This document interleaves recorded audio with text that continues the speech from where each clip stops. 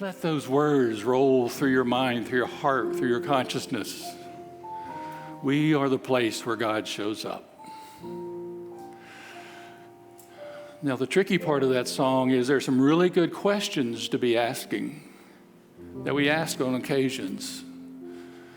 And I encourage you to listen to the song again. It'll be available online for free just by going to our website and clicking on View. You'll find it. It's probably not that simple, but I invite you to join in just that energy of this music that recognizes that we are the place where God shows up, each of us and all of us. And so move into this time by telling you, one, I am Rev Don Beaty. I am one of your staff ministers here. My pronouns are he and him, and it's my honor and privilege to be your minister for the day. And I'm excited to be here and a chance to talk about what the title that I came up with over a month ago, Flourishing Through Faith. Any minister will tell you, you make a talk title, then you buckle up, because the divine will have a plan that you are probably not part of or aware of, and you get to live the talk. And so you can see my voice changed, and you know that I've been living this talk. But what has been so good about this journey is that I'm recognizing and really supporting and want to invite you to know that this faith and flourishing thing is a journey. Faith is a journey. I have mine, you have yours. None of them are bad, broken, or wrong. They're just our separate journeys. We find our way through faith, through flourishing, through spirituality, either individually, the rugged individualist, that's your journey, or we do it with support. There are ways to do this. And this is what we're going to talk about this morning, is about faith and flourishing. And so there's some things you need to know about me and about where I'm coming from. So one that gives you a little space in case I say something I might not should have. One, again, faith is personal to each of us. We've all had our journey with faith, wherever you are in life. And to recognize the beauty of that journey as it's showing up right now is a real gift to yourself. For me, I look at my journey, I go back to being a Southern Baptist. That's where I grew up in North Carolina. And if I need to, I can switch into Southern, and you all will be able to follow along. But I won't. But in that environment, the faith I was taught was a faith in a deity, into God. It was a faith that, if I prayed right and was a good boy, then what I was praying for might show up. And so that was okay for a while, but then it wasn't. And there came a time where I began to actually ask questions.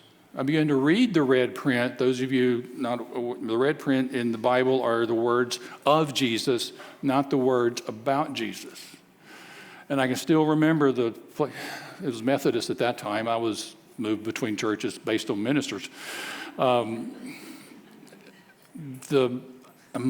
reading the red print, and I'm listening to what I'm being told, and I'm going, they're not reading the same book I am. And it just, the discontent started, and I began to open to the idea and want to explore and find something that more resonated with what I was feeling about divine and spirituality. And so that led me out to look. And eventually I found a Science of Mind community. That's what we are here. And it was just a whole different experience around faith. Faith became something that instead of a hope, it went from being a hope for to a knowing and a trust. In that I can trust what Emmett Fox says in this little booklet called The 7 Main Aspects of God. It's a little booklet. This one's kind of old because I got it a long time ago. And But in the aspects of God, one of them is principle. That the universe, that God, that the Spirit works with principle, that things can be relied upon. And that switch from a deity to order, to principle, was a big shift for me, and it's something that I aligned with. And in my journey, that is what I realized this morning. My morning insight before you go do a talk insight was that principle is what I have faith in. It's the only way I can describe it. I know and trust that if I do an affirmative prayer, that there will be a response. I know that answer, that we'll get an answer. Now, it's up to me to figure out what it is sometimes, but it does work. And so and Emma's shared about tune-ups, and I'm talking about prayer. The other thing you need to know about me is that I am all about spiritual practices. There are rows of books in the bookstore, the ones that are left, that are about spiritual practices. And I will tell you over and over again, the only ones that matter are the ones we'll do.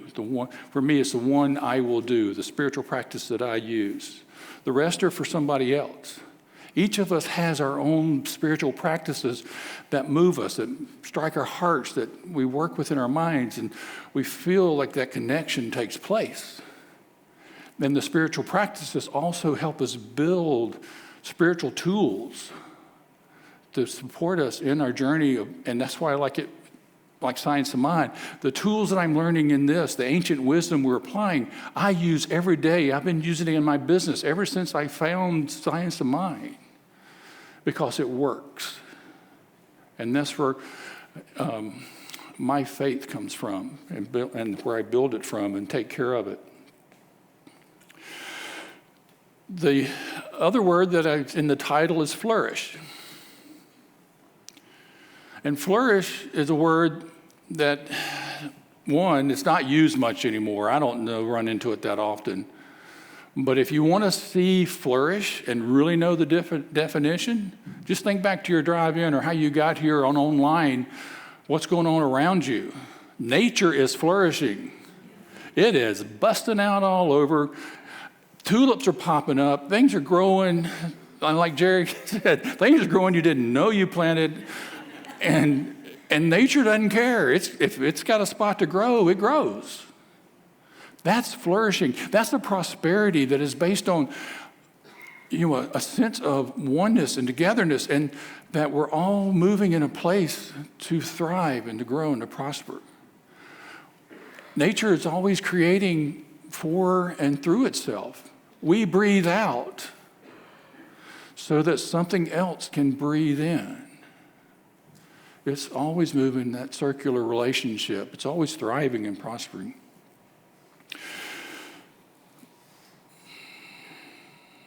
So in looking at thriving and flourishing and faith, I think the best way I can show the journey is by telling a story. And the story's based on real life. Y'all haven't heard this one unless you listened to the first service already. But we do our spiritual practices. We come here, we do everything, and we do what we need to and feel like we should do. And then life happens. Things happen. I'm going to share the story with you about that, because for my day job, since 1992, I have been working across the country in creating and preserving affordable housing in rural America.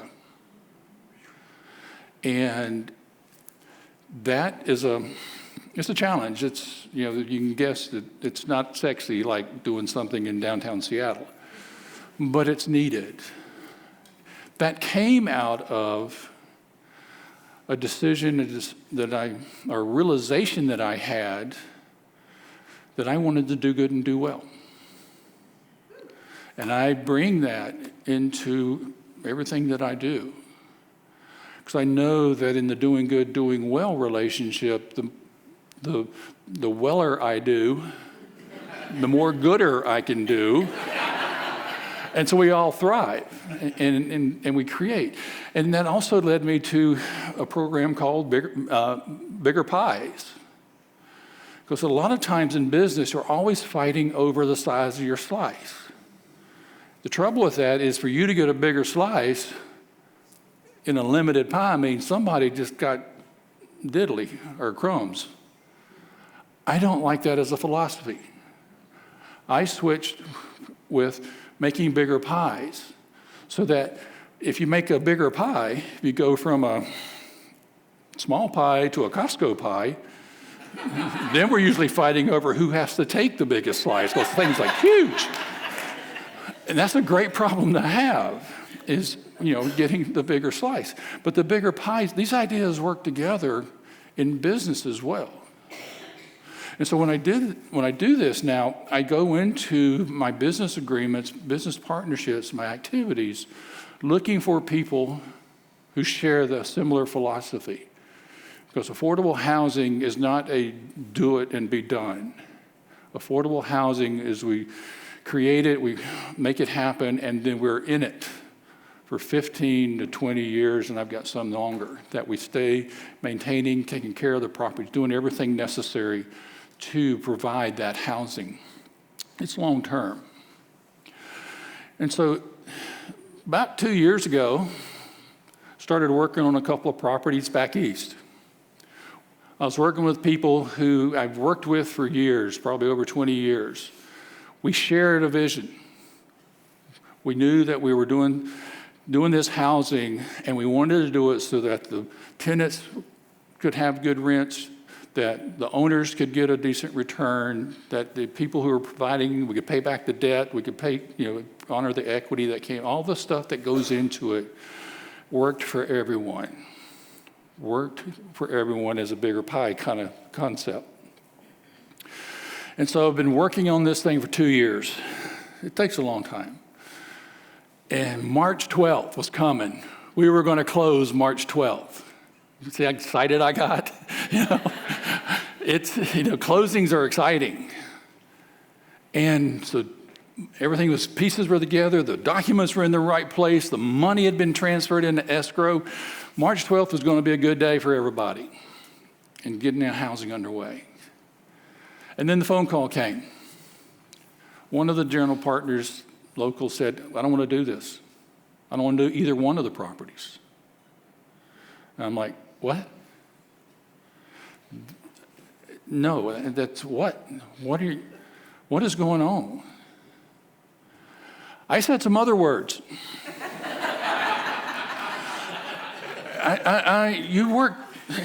Anybody's worked a long time to get to someplace, you know what that feels like. And then to have suddenly all of my spiritual practices called into question, every bit of my faith, who the heck is this divine thing that I've been talking to? All of that happens off of, one phone call? But that's life. Life happened. And now what do I do?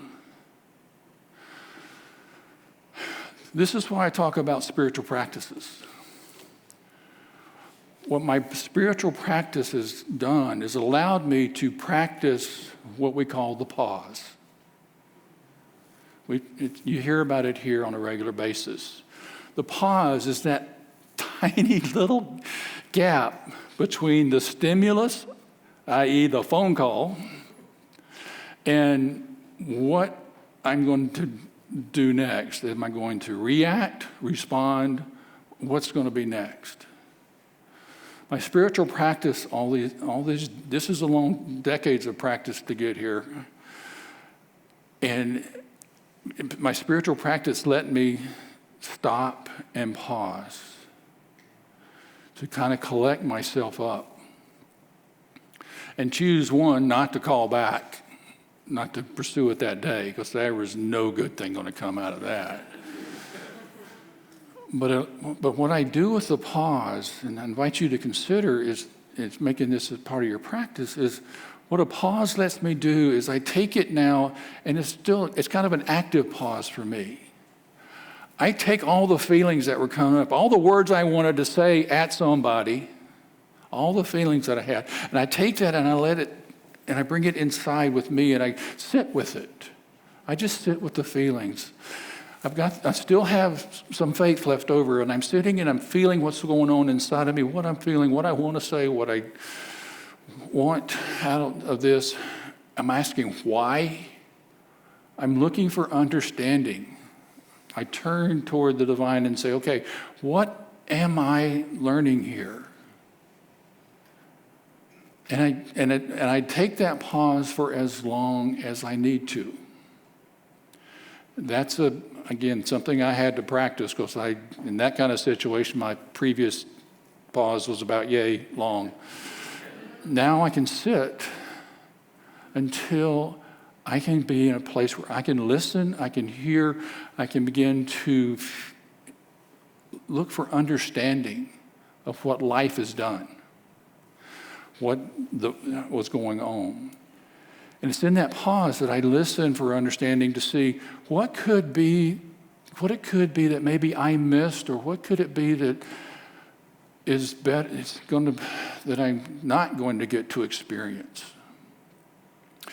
And it took a couple of days, and then I realized, my definition of thriving is, what I love and want more of. I love doing good and doing well. I love, and I want more of that. I want to flourish. And in my doing good, doing well, I also want bigger pies. And what the understanding came was that general partner that said, no, I don't want to do that. I don't want to do these deals anymore. I realized that I was that close to being in a 15-plus year relationship with someone who was going to be nickeling and diming and penny wise and pound foolish for the next 15 years. The divine had a better idea. I'm not sure what it is yet, but I know it's got to be better than that one. But faith is what allowed me to hear that. And to be able to come to that understanding and hear that, and then begin to take the very small step next. I don't try and leap to the new thing. I've learned that when I come through one of these, that it's just looking for what's the next smallest step I can take in the direction back towards doing good and doing well, to thriving and flourishing and having bigger pies. And that's what I've been doing since March 12th. Chopping wood, carry water, do what I need to do my spiritual practice, and be open to understanding and open to the divine. That's an idea of flourishing that I think we don't recognize as being flourishing sometimes. To go through one of these and to learn something new and to become aware of what it is truly at a deeper level we want to experience. That's why blind faith that I learned as a Baptist doesn't work for me. It's blind faith in something out there. In the teachings that we have, and in and as Emmett puts it, principle, my faith is active and engaged with the divine. My faith involves a communication and an interaction that lets me be a part of it.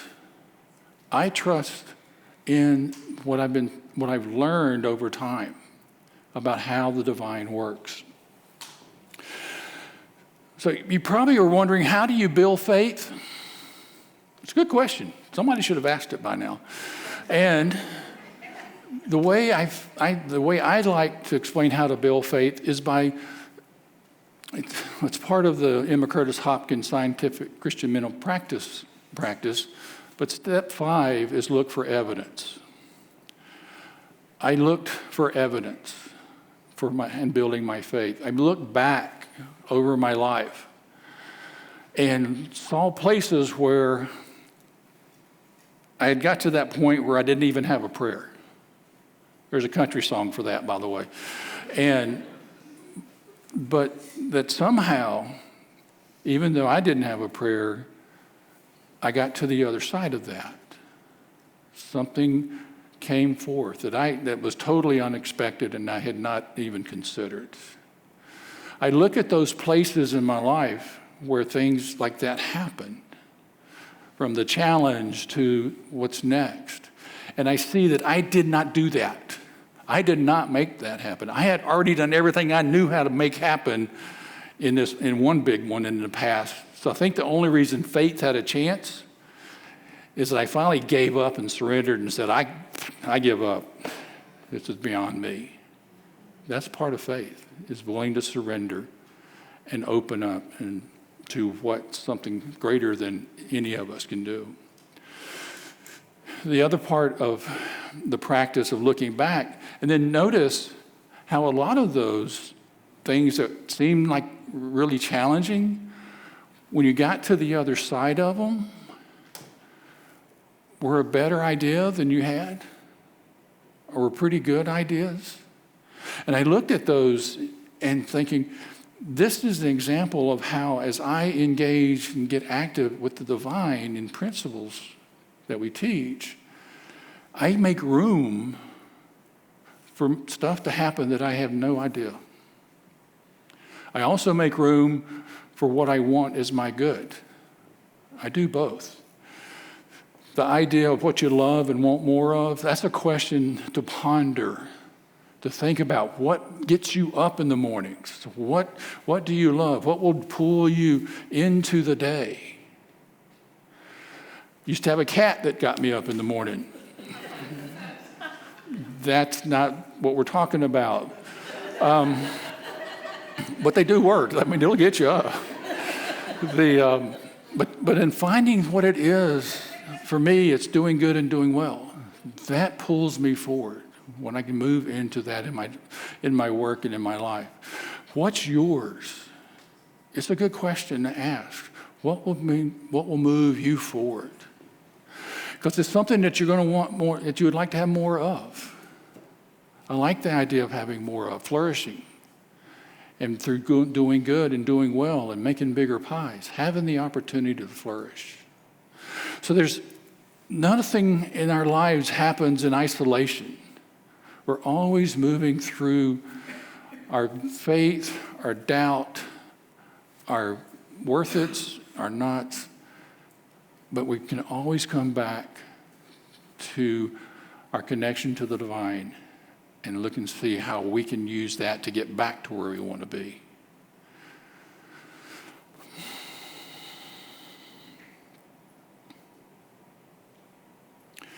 So the next time you're questioning your faith, change the question to just how is your faith? What is it that you would like to experience? What would like to be different? And then get some support. Emma mentioned the spiritual tune-ups that are coming up.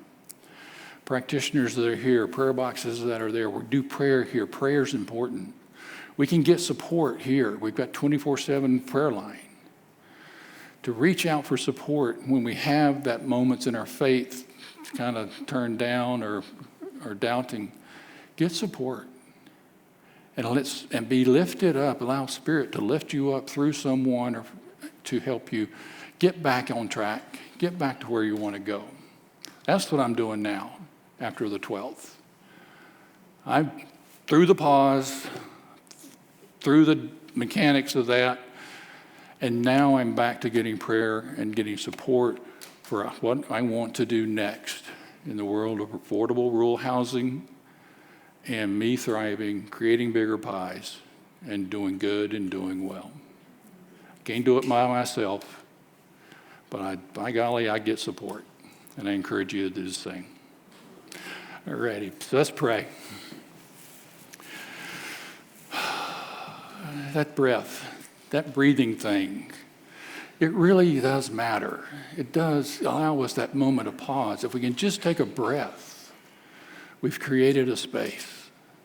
And so as we breathe now, we're creating a space for this energy of this community, this congregation, online and together, for us to come together and honor our journeys of faith, honor our journeys of flourishing, and know that each of us is moving on a path that is unique to them. As we recognize that in each other, we can recognize it in ourselves and know that the one mind, that one life, that one presence that I call God is moving with us supporting us. We are of God. We operate in God. And so as I know that truth for each and all of us, I know that as we go forth from this time, singing our songs, replaying the ones we like, finding our inspirations, we open up to the divine nudges and movement towards our good, towards that which we love, that which we want more of, the difference we want to make in our own lives and the lives of those around us.